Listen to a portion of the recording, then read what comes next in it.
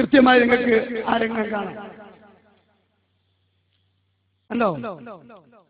അവിടെ ഇങ്ങനെ ഓരോ രംഗം മാറി മാറി വരുന്നത് നിങ്ങൾ ശ്രദ്ധിച്ചു. കണ്ടോ? അദ്ദേഹത്തിന്റെ മകന് ആ മുടി ഒരു മടിയില്ലാതെ, എത്ര നീളമുള്ള മുടിയാണത്, 75-80 സെന്റിമീറ്ററാണ് നീളം. സഹോദരങ്ങളെ, അല്ലാഹുവിന്റെ റസൂൽ സല്ലല്ലാഹു അലൈഹി വസല്ലമ അദ്ദേഹത്തിന്റെ തലയിൽ വളർത്തിയ മുടിയുടെ നീളമാണോ ഇത്? ഇങ്ങനെ മുടി അല്ലാഹുവിന്റെ റസൂൽ വളർത്തുവോ? സ്ത്രീയോട് സാദൃശ്യപ്പെടുന്ന വേഷം ധരിക്കുന്ന പുരുഷനെ അല്ലാഹുവിന്റെ റസൂൽ സല്ലല്ലാഹു അലൈഹി വസല്ലം ശപിച്ചിട്ടുണ്ട്. ആ റസൂൽ സല്ലല്ലാഹു അലൈഹി വസല്ലം തന്നെ തന്റെ തലയിൽ 75-80 സെന്റിമീറ്റർ നീളമുള്ള മുടി വളർത്തുന്ന ഞങ്ങൾ പറയുന്നത് ഇല്ല. ഇനി അത് ഖസറജിയുടെ കുടുംബത്തിലുള്ള ഈ മുടി ബിസിനസ്സുകാരന്റെ വീട്ടിലുള്ള മുടിയാണ്. ഇവിടെയാണ് കാന്തപുരം ഇടയ്ക്കിടയ്ക്ക് സന്ദർശിക്കുന്നത്. ആ രംഗം കാണിച്ചു കൊടുക്കും. അടുത്ത ക്ലിപ്പ് കൃത്യമായി കൊണ്ട് ആ മുടിക്കൂടിന്റെ കൂടെ നിലനിൽക്കുന്ന പണ്ഡിതന്മാരെ ആ അറബികളുടെ കൂടെ റൗണ്ടിട്ട് കാണിക്കുന്നുണ്ട്. ആരാണത്? ആ തലപ്പാവുകാരി ഷെയ്ഖുനയാണത്. ഷെയ്ഖുന അവിടെ സ്ഥിര സന്ദർശകനാ. സൗദി അറേബ്യയിലോ അവിടുത്തെ ഖലീഫമാരുമായിട്ടോ അവിടുത്തെ ഭരണകൂടവുമായിട്ടോ ബന്ധം പുലർത്താനോ അവിടെ പോകാനോ പറ്റൂല. കാരണം എന്താ? അവിടെ ഇത്തരത്തിലുള്ള ബിസിനസ് ഇല്ല, കച്ചവടമില്ല, റസൂലുള്ളാഹി സ്വല്ലല്ലാഹു അലൈഹി വസല്ലം വിറ്റുകൊണ്ടുള്ള ഒരു വരുമാനമില്ല. എന്നാൽ അബൂദാബിയില് ഷിയാക്കളുമായി ബന്ധപ്പെട്ട് നടക്കുന്ന ഒരുപാട് ആചാരങ്ങളുണ്ട്. അവിടെ ഷിയാ വിശ്വാസികളുണ്ട്. ആ വിശ്വാസക്കാർ ഇതുപോലെ റസൂലുള്ളാഹി സ്വല്ലല്ലാഹു അലൈഹി വസല്ലമയുടെ ഞാൻ പറഞ്ഞു, അഥവാ നിങ്ങളെടുത്ത് മുടി ശറഫാക്കപ്പെട്ട മുടി ഉണ്ട് തന്നെ വെക്കുക. എന്നാ ഞങ്ങൾക്ക് അങ്ങനെ പറഞ്ഞാൽ മതി. ഈ കൊണ്ടുവന്ന ആള് കിട്ടിയ ആള് ശരിയല്ല എന്ന് മാത്രം പറഞ്ഞാൽ മതി. അതിന് ഞങ്ങൾ നിങ്ങളെടുത്ത് ഉള്ളത് ശരിയല്ല എന്ന് പറയേണ്ട കാര്യമില്ല. അതിന്റെ ആവശ്യമില്ല. അതൊരു പണ്ഡിതോചിതമായ കാര്യമല്ല. ഞങ്ങൾ അങ്ങനെ ചെയ്യുന്ന കൂട്ടരുമല്ല. അതിന് കണക്കായിട്ട് ഞാൻ പറഞ്ഞത് എന്താ? ലോകത്ത് ഈ ഷെയർ മുബാറക്കിന്റെ കൂട്ടത്തിൽ ഏറ്റവും അധികം ഷെയർ മുബാറക്ക് കിടക്കുന്നത് തുർക്കിയിലാണ്. മുസ്തഫ കമാലിന്റെ നാട്ടിലാണ്. മുസ്തഫ കമാൽ എന്ന് പറഞ്ഞാൽ തുർക്കിയും അടക്കം. ഇന്ന് തുർക്കിയുടെ സ്ഥിതി എന്താണെന്ന് എല്ലാവർക്കും, ചരിത്രം വായിക്കുന്ന മുഴുവൻ ആളുകൾക്കും പത്രം വായിക്കുന്ന ആളുകൾക്കും അറിയാം. പർദ്ദയിട്ട് നടക്കാൻ പോലും പറ്റാത്ത രീതിയിൽ ആ രാജ്യത്തെ ഇസ്ലാമിക സംസ്കാരം തൂത്തെറിയപ്പെട്ടു. ആ രീതിയിൽ തുടർത്തി നീക്കപ്പെട്ടു. ഇതിന്റെ ആള് മുസ്തഫ കമാലാണ്. എല്ലാ പരിഷ്കരണവും ദീനിൽ വരുത്തിയ ആള്.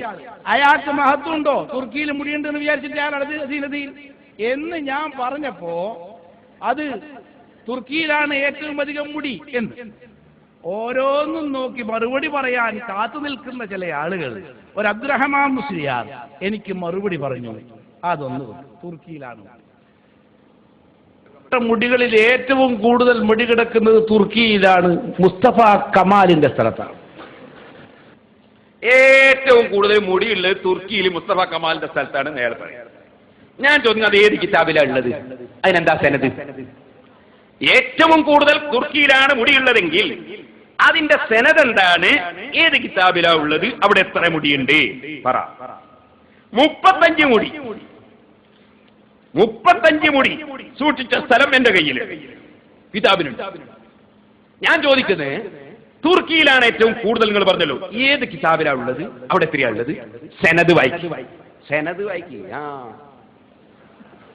2 മറുപടി പിന്നെ ഇതുകൊണ്ട് തീർക്കുന്നൊന്നുമില്ല. വായിക്കട്ടെ. അടുത്തത് ഞാൻ പറയാ, കുസ്തന്തീനിയ 34 മുടി. ഞാൻ നേരത്തെ പറഞ്ഞ 35 അത് തിരിച്ചു. 34 മുടി. അല്ലാസാറുൻ നബവിയ അഹ്മദ് തൈമൂർ ഗ്രന്ഥം നോക്കിക്കോ. നിങ്ങൾ പറഞ്ഞു എവിടെയാന്ന് പിന്നെ ചോദിക്കണ്ട, ഇപ്പൊ തന്നെ പറഞ്ഞു. എന്റെ മുസ്ലിയാരെ, ഇമ്മാതിരി പൊട്ടപ്പോയത്തോ ഇനിയെങ്കിലും പറയണം. മൊയ്ലാന്മാരെ പറയിക്കരുത്. ഞാൻ സത്യത്തിൽ വിചാരിച്ചത് ഇയാൾക്ക് കുറച്ച് വിവരം ഉണ്ടെന്നുള്ളൊരു മതിപ്പെനക്ക് ഉണ്ടായിരുന്നു. ഈ കുസ്തുന്തീനിയാന്ന് പറഞ്ഞത് തുർക്കിയാണ്. ഒരാൾ പറയാ താജ്മഹൽ ഇന്ത്യയിലാണ് എന്ന് ഞാൻ പ്രസംഗിക്കുക, അതിന്റെ ക്ലിപ്പിടുക, എന്നിട്ട് പറയാ ആരാ പറഞ്ഞേ താജ്മഹൽ ഇന്ത്യയിലാന്ന്? ആരാ പറഞ്ഞേ? ഡൽഹിയിലാണ്, ആഗ്രയിലാണ്. കോൺസ്റ്റന്റിനോപ്പിൾ എന്ന് പറയുന്ന കുസ്തുന്തീനിയ തുർക്കിയിലാണ്. അത് എനക്ക് മറുപടിയല്ല, എനിക്ക് അനുകൂല. സമ്മതിച്ചു, ഏറ്റവും കൂടുതൽ മുടിയുള്ളത് തുർക്കിയിലാണ് എന്ന് സമ്മതിച്ചു. അല്ലെങ്കിൽ ഇത് സനദിന്റെ ഈ പറയുന്ന പ്രധാന കാര്യത്തിന് ബന്ധിച്ച കാര്യമല്ല. ഞാനത് പറഞ്ഞു എന്നേ ഉള്ളൂ. അതിനെ ഗണ്ണിക്കാൻ ശ്രമിച്ചു. എന്നാ അതുകൊണ്ടും തീർന്നില്ല. എത്രയാ പറഞ്ഞേ? 34. ആദ്യം 35 പറഞ്ഞു, പിന്നെ 34 പറഞ്ഞു. തിരുത്തിക്കോ, 35 തിരുത്തിക്കോ, 34 തിരുത്തിക്കോ. രണ്ടും അല്ല നിങ്ങൾ പറഞ്ഞ കിതാബിലുള്ളത്. സലാസം വഅർബഈന ശഅറത്തൻ എന്നാണ്. സലാസം വഅർബഈന എന്ന് പറഞ്ഞാൽ 34 അല്ല മൊയിലാറേ, 43 ആണ്. അപ്പൊ തലക്കുന്നേ തുടങ്ങിക്കോ, 1ാം ക്ലാസ് മുതൽ. വാഹിദ്, ഇസ്നാൻ, സലാസ, അർബ, ഖംസ, സിത്ത, സബഅ, അങ്ങനെ അങ്ങ് 100 വരെ എണ്ണി പഠിക്കുക. എന്നിട്ട് പോരെ എന്നെയും ബഹാവത്തിയും പോലാറി അറിഞ്ഞു പഠിപ്പിക്കുന്നത് പോരെ? അതുപോലെ സലാസം അർബഈൻ എവിടെ പഠിച്ചെന്നറിയോ?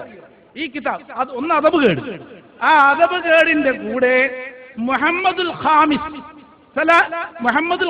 അടുത്ത് മുഹമ്മദ് ഖാമിസ് മുഹമ്മദ് 5 എന്നല്ല, അത് കഴിഞ്ഞിട്ട് മുഹമ്മദുൽ ഖാമിസിന്റെ അടുത്ത് സലാസം അർബഈന ശഅറത്തൻ മഹ്ഫൂദത്തൻ മഅൽ അമാനത്തിൽ മുബാറക എന്ന് പറയുന്നത്. ഈ സലാസം അർബഈന ഖാമിസും സലാസും കൂടി ഒന്നിച്ച് കണ്ടപ്പോൾ മൂപ്പര് വിചാരിച്ചു അൽ ഖാമിസ് പറഞ്ഞ വേറെയാണ്, സലാസം അർബഈന വേറെയാണ്. അൽ ഖാമിസും മനസ്സിലായിട്ടില്ല, സലാസത്തും മനസ്സിലായിട്ടില്ല, അർബഈനയും മനസ്സിലായിട്ടില്ല. എന്നിട്ടല്ലേ അല്ല് വിട്ടൈന്